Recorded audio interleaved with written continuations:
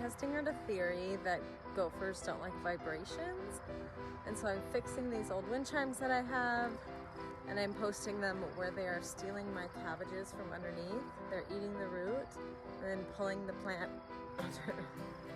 And my cat eats at least one a day, so I don't, for the last like 3 years, so I don't know how they've managed to populate, but we got wind chime now.